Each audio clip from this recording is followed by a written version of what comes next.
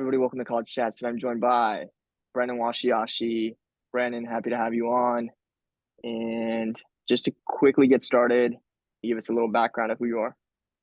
Thank you for having me. It's a pleasure to be here. I'm honored that you had asked me to come on this podcast. And yeah, a little bit about me. I'm a fourth year international business major from Orange County. I have a minor in finance, and then I'm currently in a graduate program. It's a new 4+1 program for the IB major here at SDSU. So I'm currently in my first semester of that, and it's been going well. And yeah, I currently work at a tech startup.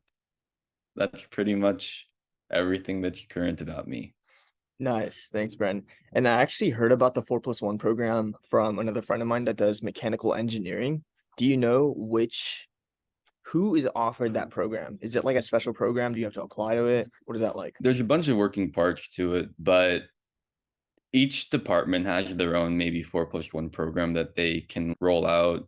This one was rolled out by Dr. Martina Mastine. She works here at the Center for Advancing Global Business. She's also one of the international finance professors here. And there's already an MSGBD program, which is the Masters in Global Business Development, but she wanted to extend that to international business majors. And so I'd caught wind of it first when I was a freshman back in 2019.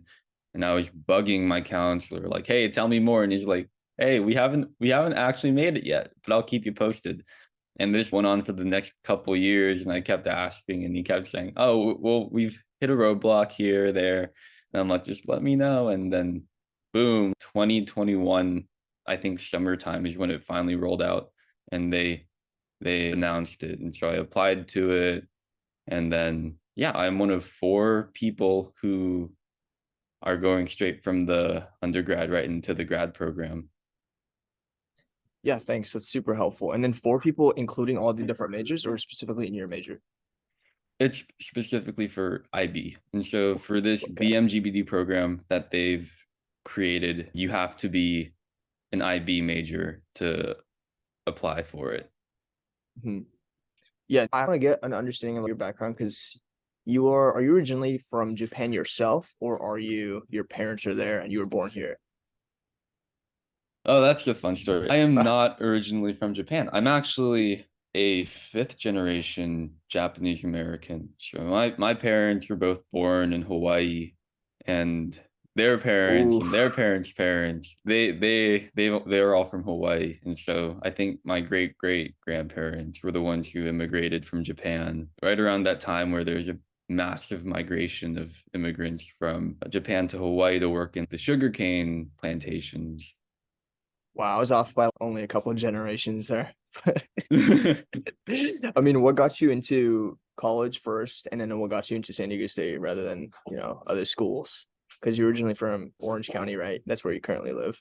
Yeah. So I was born and raised in Orange County, quite different from my parents who were born and raised in Hawaii. But yeah, I chose San Diego State because I'd applied to a ton of colleges. I think I applied to maybe 12 or 13, but SDSU, it honestly wasn't my first choice until I'd actually toured the campus. When I toured the campus, I was able to meet with the IB department and actually talk to them. And they were really nice and helpful. I was able to sit down with the director of the program at the time, and he just walked me through everything that was good about it, all the things that their students were doing.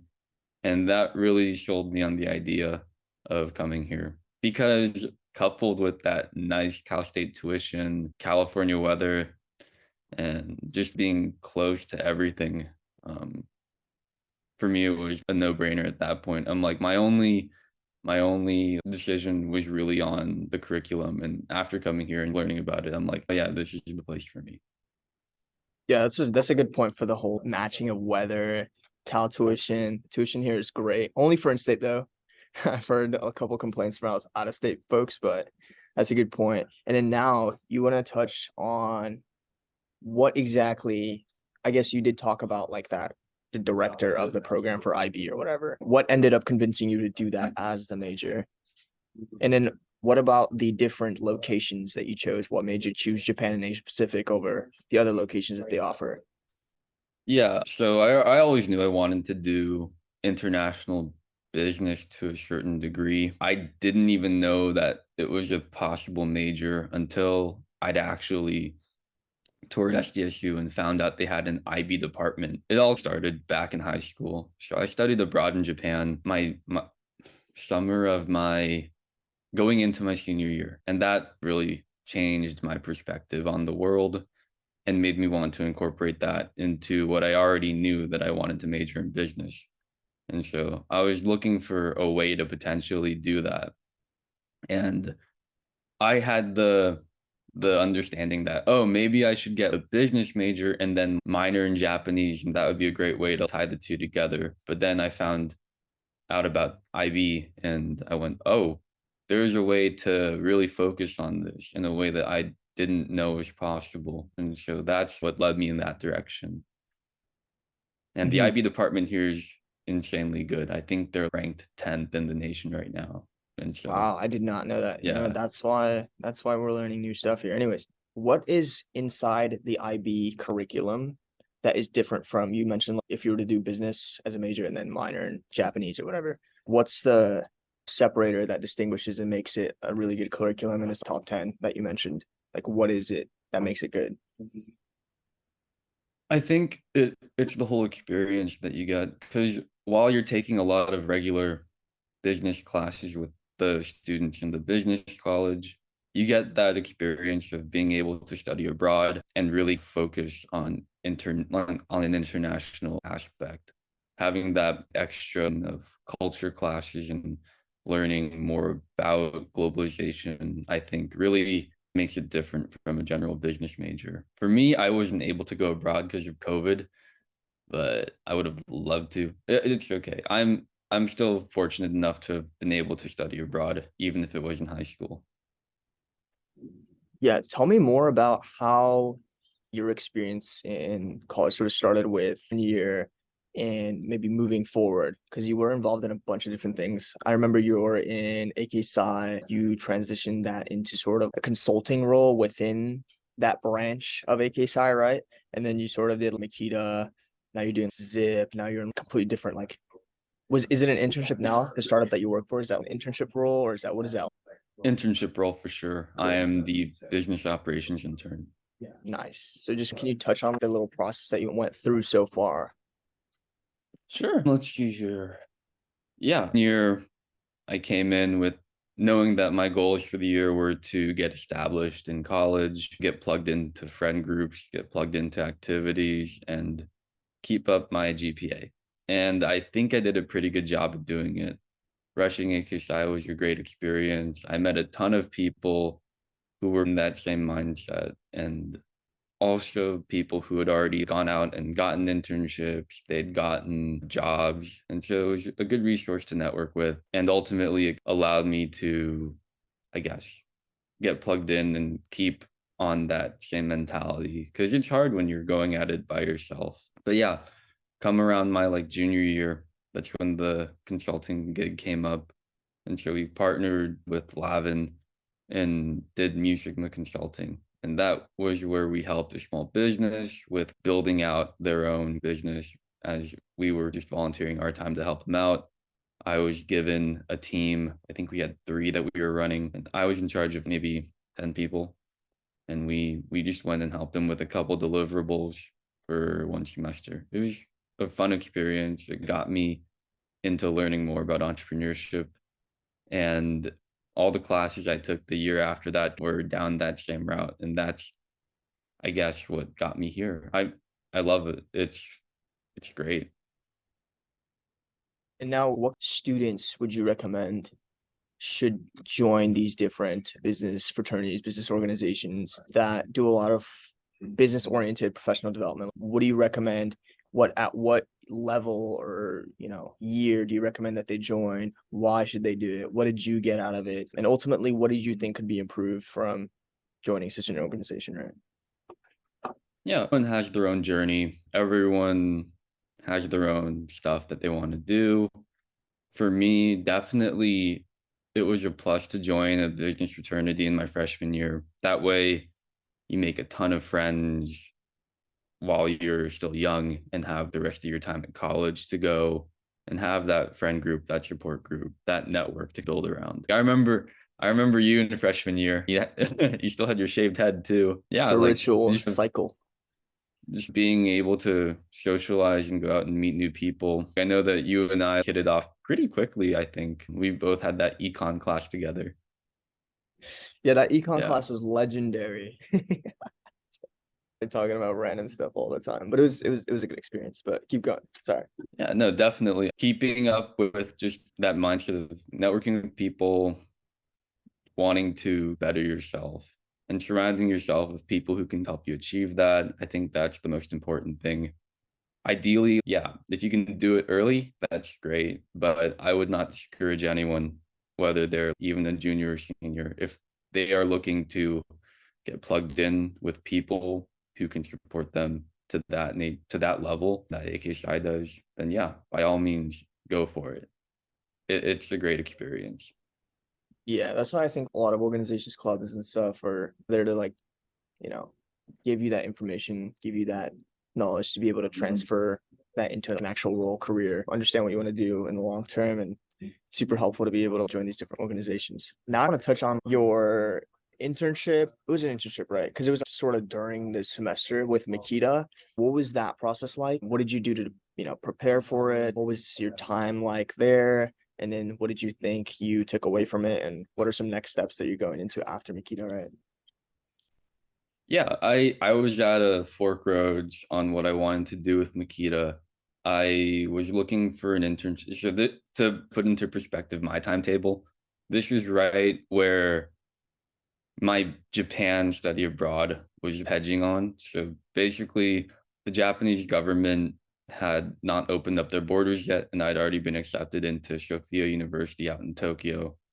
But the deadline was coming up and the window was closing, and so I didn't know if I'd be able to go or not. And so I basically was applying to internships and to make sure that I wouldn't be left with nothing to do if I weren't able to go. And I'm glad I did, because that was the case of what happened. And so for me, having that finance minor, I always wanted to dive into finance.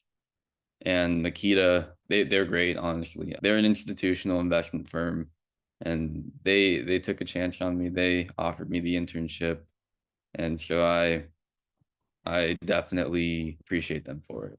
I learned a lot going there. I learned about something that I never really thought I would, which is just K's, pensions, endowments, how big level clients manage their funds. And it was it was, yeah, just interesting networking with people who had already graduated from college and like were in that next step of their lives, working, starting out in those entry roles, and then being able to talk with consultants who had been in the industry for 30 plus years.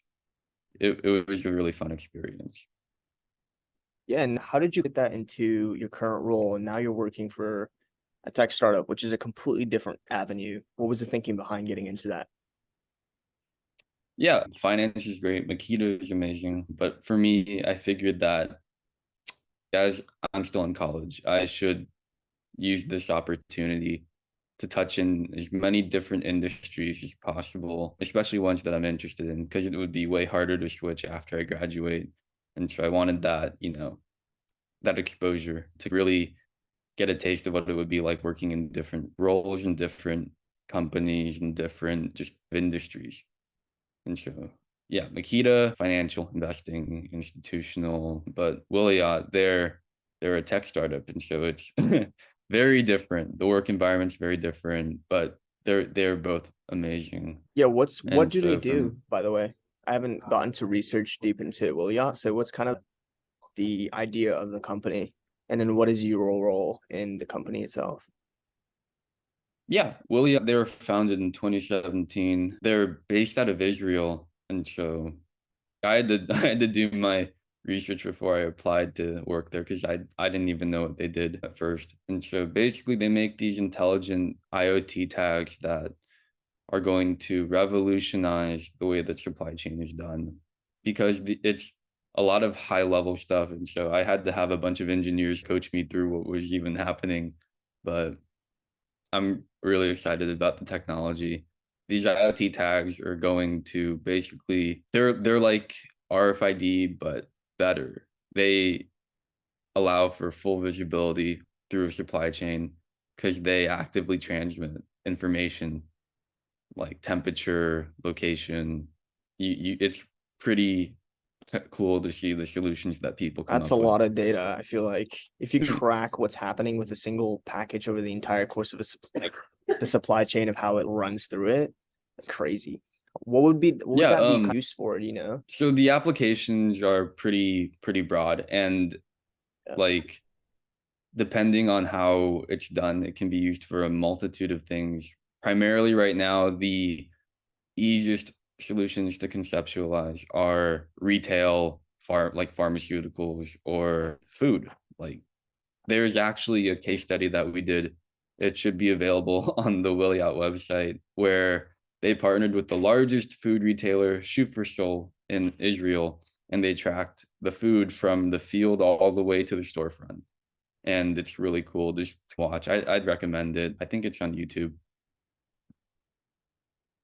Awesome. And now what are your goals now, right? Because now you're doing the masters. What's the goal with masters? What are you gonna do after? What's your goal with doing the startup? Where do you see yourself in the next 3 to 5 years, you would say? In the next 3 to 5 years, that question, yeah, definitely getting that first job is the next step. So, right, but right, what's in front of me first is this master's program. So I'm gonna finish the master's program, and I'm looking forward to it because it's capped off with a consulting capstone project that I'd get to do in a different country. And so that would be a fun traveling opportunity. But yeah, that's really what I guess I've focused on in the near future. I'm still building out what the next 5 years will look like, but my thought process on that is just to remain flexible and keep learning everything that I can.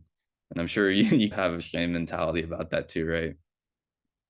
Yeah, sort of looking forward, maybe like 1, 2 years looking forward, make it sort of actionable and via steps rather than like, oh, in 20 years, I'm gonna, I don't know, own a yacht. But it's like you have absolutely no idea how you're gonna get there. So, but yeah, I take the same approach.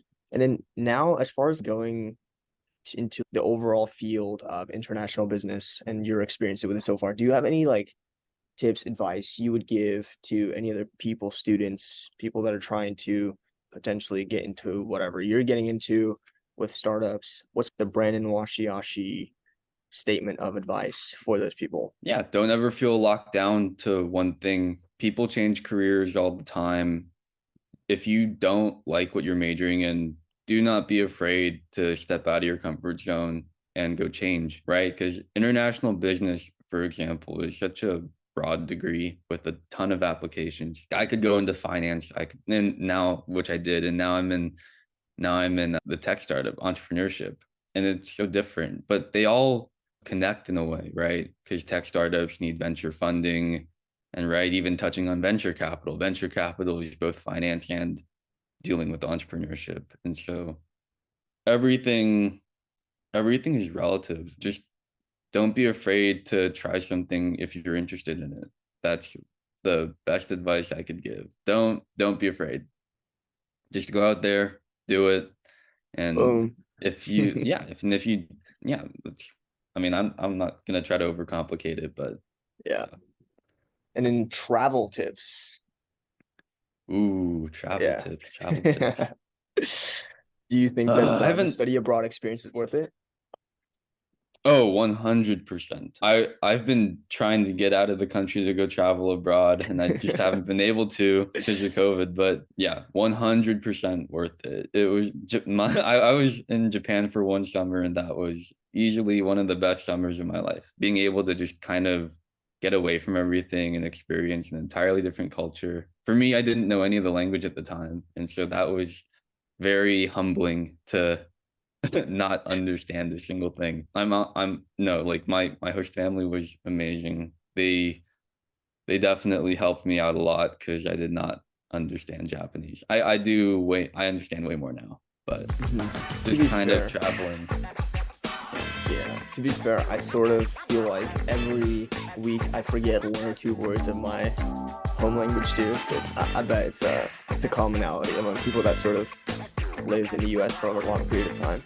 But yeah, that wraps it up for my questions into the life of Brandon Washiashi. Brandon, thanks for coming on. Any Thank you for last having me.